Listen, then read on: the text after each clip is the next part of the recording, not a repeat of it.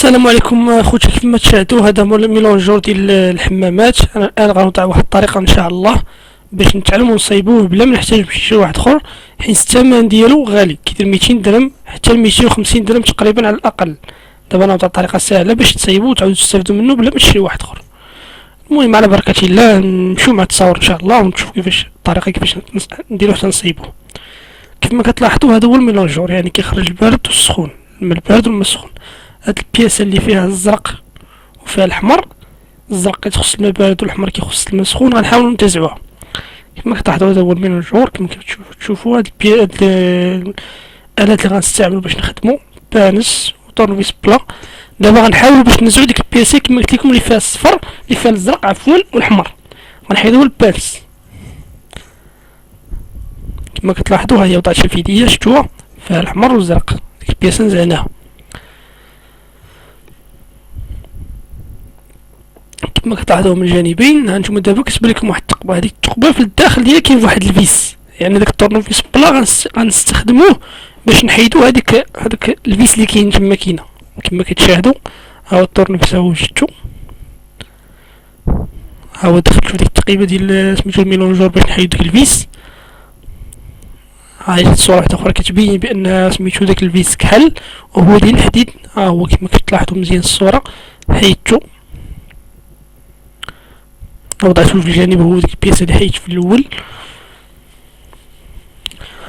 دابا غنحاول نتزعو داك الغلاقة ديال داك، يعني داك اللي كيقطع وكيطلق سميتو الماء، يعني داك قاطع ديال الماء ولاش كيسميوه. دابا انتزعتها كما كتلاحظوا.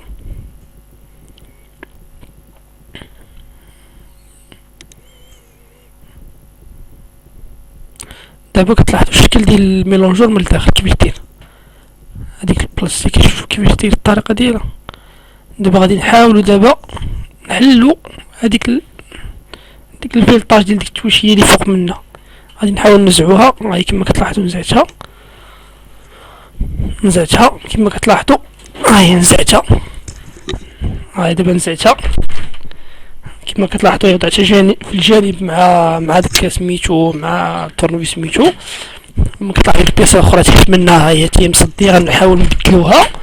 دابا كناخد كلاموريط باش نحيد ديك البياسه اللي تحت منها حتى ينزع، حيت مكانش الكلاموريط ميمكنش تنزع. كما كتلاحظوا مصديه، تطاش حتى تخليها الماء. غنحطها في الجانب حتى هي، حطيتها في الجانب مع البياسات الاخرى اللي حيدت في الاول. كما كتلاحظوا البلاستيك كاينه في الداخل ديال داك الميلونجور، عفوا الميلونجور. حتى هي غادي ننزع هذيك البلاستيك غادي ننزعها، وهذيك هي كتحكم في قطع الماء والمرور ديالو. يعني الا ديتي لهاد الشيء وطلعت على الفوق كيتحبس، ديتي لجهه اخرى كذلك هو مثل. ها هي شفتو من التحت كيفاش داير الشكل ديالها، شقوبات صغار نفس الحجم وحده كبيره. ها هو الشكل ديال الميلونجور من الداخل، شفتوه. دابا انا خديت ديك اللعيبه المصديه درتها في واحد السطيله وغنخوي عليها الماء القاطع باش تنقى.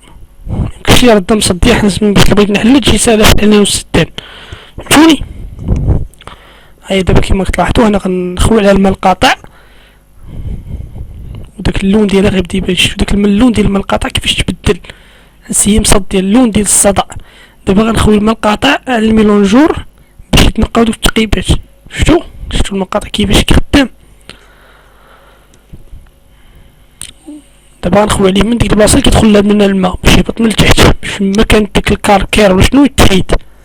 هو اصلا كيكون الغلط غير في البلاصه ديال الماء السخون، الماء البارد ما كيكونش فيه مشكل. كما كتلاحظوا انا وضعت كلشي في الجيب، كلشي حتى يجف واحد شويه.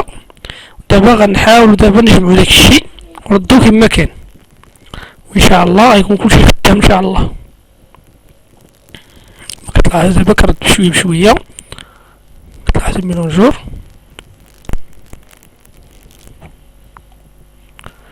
دابا رديتو كيف ما كان، رديت ليه ديك البياسه ديالو كما كتلاحظوا. هذا هو الميلونجور ديالنا.